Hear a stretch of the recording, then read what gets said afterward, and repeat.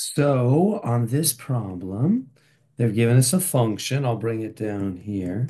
F of x is 3x plus 5 to the negative 1 power. And they want us to take the derivative to find the derivative. So now notice this is a function inside of a function. This is the inside, and this guy here is the outside. So it's a function inside of a function. So how do you take the derivative with that? So we have to do, whenever we have function inside and outside, we must use what's called the chain rule. And the chain rule says if you have an outer function and an inner function, the derivative is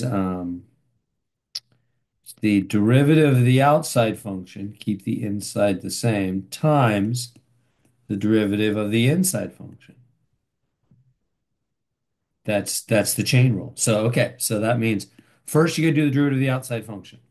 So how do I do that? Well, that the outside function is this right here, minus one part. That's gonna come down. You know what we do with powers?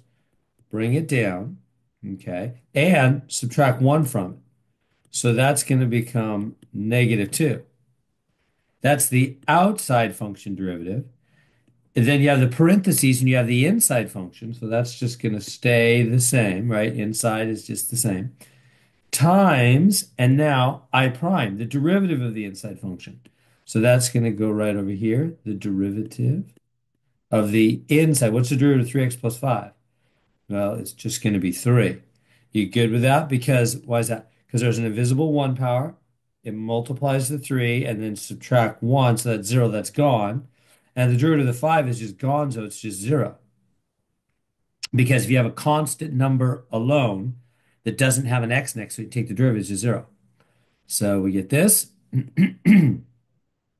which can simplify that minus 1 and that 3, excuse me, will multiply to be minus 3